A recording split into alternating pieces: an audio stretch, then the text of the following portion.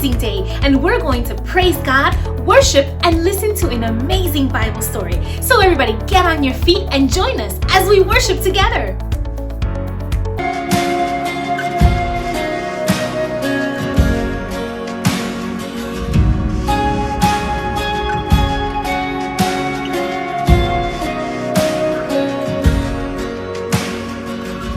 Before I spoke a word, you were singing over me.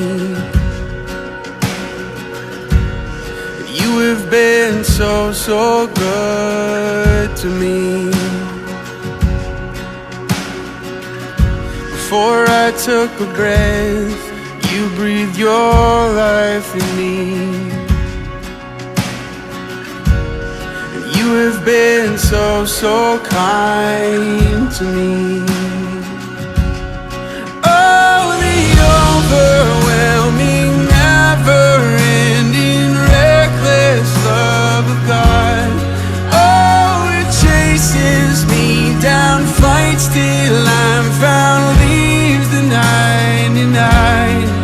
I couldn't earn it, and I don't deserve it. Still you give yourself away. Oh, the overwhelming, never-ending, reckless love of God. Yeah.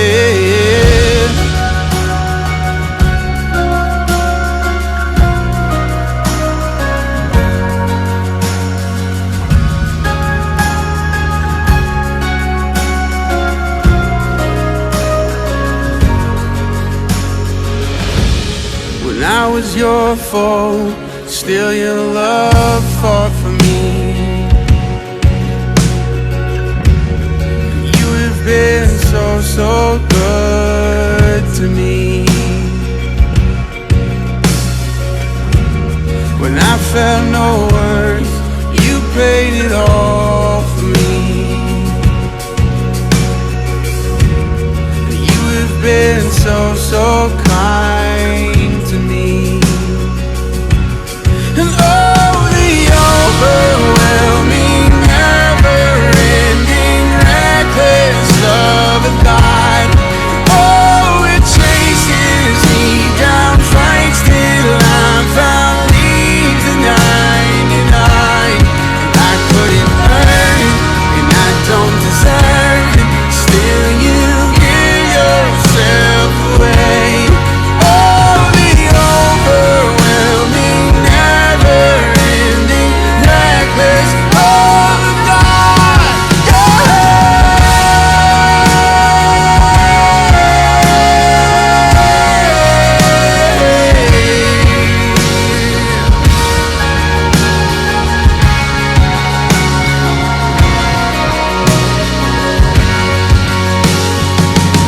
There's no shadow you won't light up, mountain you won't climb up, coming after me. There's no wall you won't kick down, lie you won't tear down, coming after me. There's no shadow you won't light up, mountain you won't climb up, coming after me. There's no wall you won't kick down, lie you won't tear down, coming after me. There's no shadow you won't light up, mountain you won't climb up, coming after me. There's no wall you won't kick down, lie you won't tear down, coming after me. There's no shadow you won't light up, mountain you won't climb up, coming after me.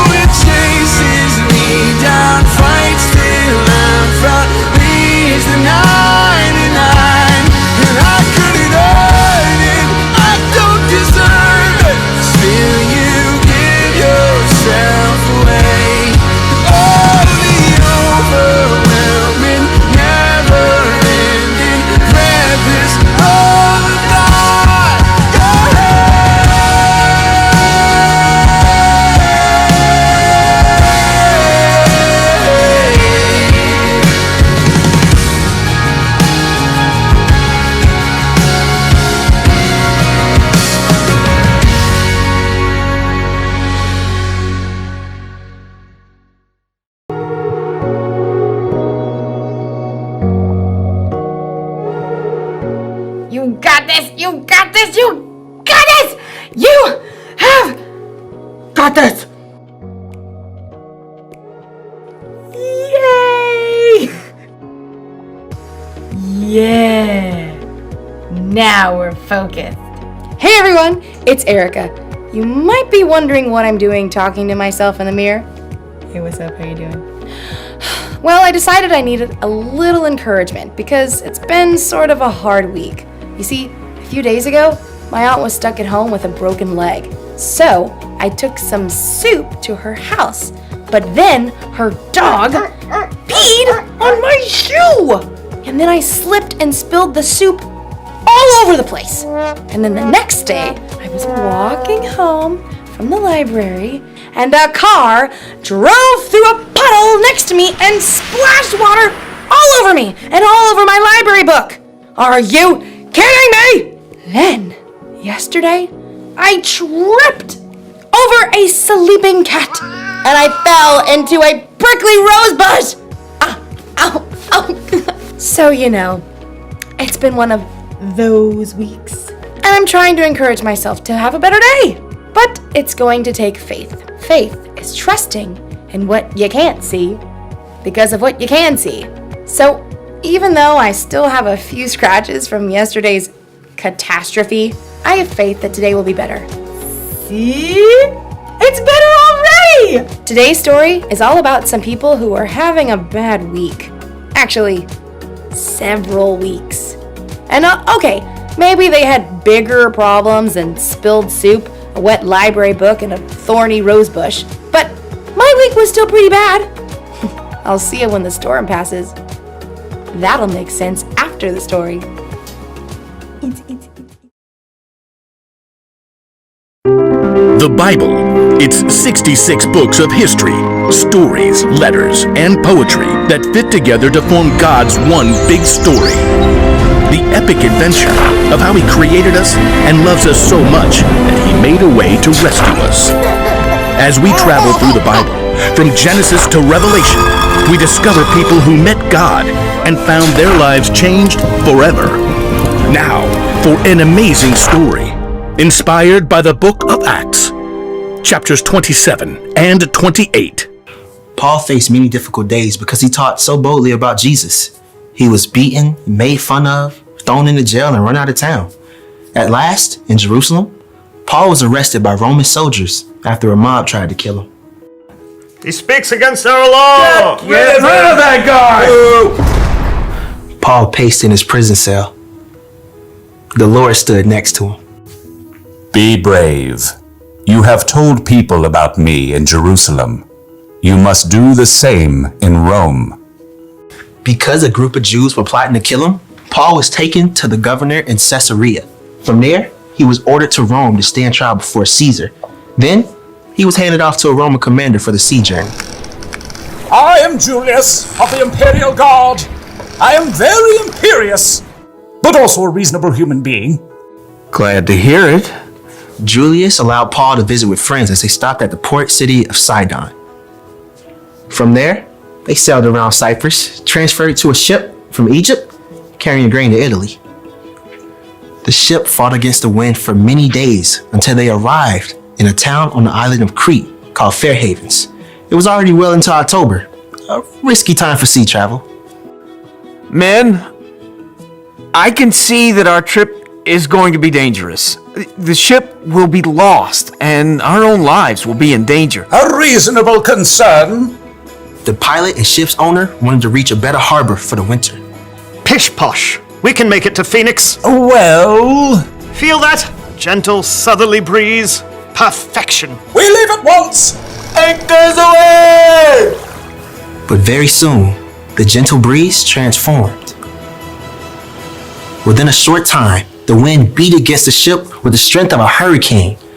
The pilot gave up fighting the gale. Hoist the lifeboat. Secure ropes around the bow. Jettison the cargo. In the midst of the chaos, the Lord sent an angel to Paul. The next morning, Paul withstood the storm to encourage the crew and passengers. 276 people. First, not to say I told you so, but I told you so. Second, not a problem. Last night an angel from God told me, "Do not be afraid, Paul. You must go on trial in front of Caesar." God has shown his grace by sparing the lives of all those sailing with you. But we must run the ship onto an island. On the 14th night of the storm, the sailors realized they were nearing land. The water's only 90 feet deep here. Drop the anchor. The crew was so afraid of crashing against the rocks that they lowered the lifeboats, planning to escape and leave the passengers. Julius, these men must stay with the ship. If they don't, you can't be saved. A reasonable request. Cut the ropes! The soldiers cut the ropes so the crew could not escape. Just before dawn, Paul gathered everyone on board, shouting above the wind, Not a problem. None of you will lose a single hair from your head. Now, I'm asking you to eat so you can live. Paul took bread and thanked God. He then broke the bread and ate it.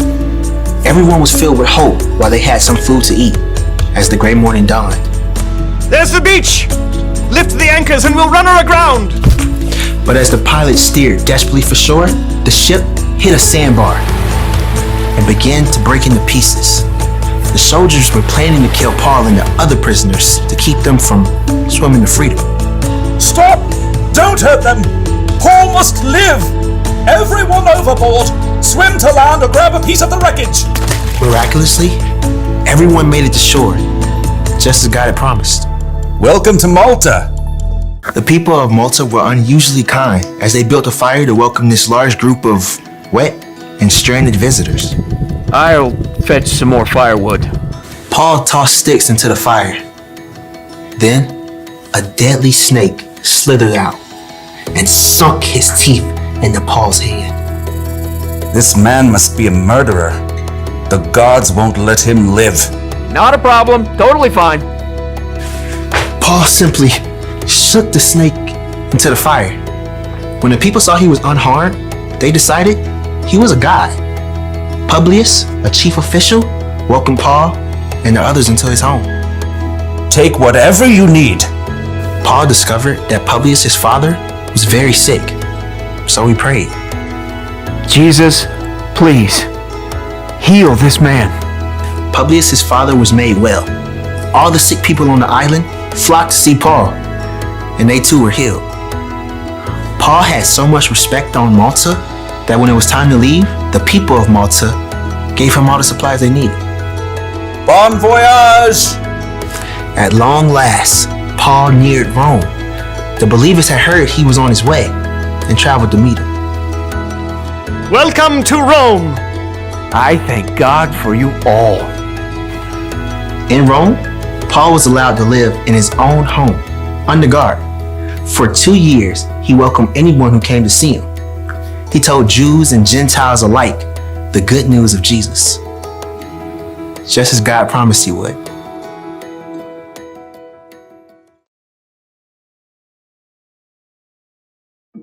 So, a shipwreck is probably worse than tripping on a cat, but a bad week is a bad week. And the important thing to realize is that we all have problems, and we all get to choose how we react to those problems. Paul chose to trust that God was with him no matter what he was going through. You see, Paul understood that God had a bigger plan. Ever since Paul came to know Jesus as God's son, he had devoted his life to telling others about Jesus. And Paul knew that no matter what problems he faced, they were worth it if it helped him spread the good news of Jesus to the world. So Paul didn't necessarily focus on the storm, the shipwreck, and the snake bite like they were problems. Instead, he trusted that God was leading him somewhere. He trusted that God had a plan. And Paul's not the only person who can change focus like that. We can too! When we hope and trust in Jesus, it can change how we look at our problems. That's the one thing to remember today. Knowing Jesus changes the way you see your problems. When you're having one of those weeks, or months, or years, or whenever we have a problem, sometimes the bad stuff is all we can focus on. But when you know that God has a plan and that Jesus is always with you, it can help take the focus off yourself and put your focus on Him. Whenever you're facing tough situations, remembering that God is with you can make it less hard or scary. So don't forget, God has got this. See you next time. Bye.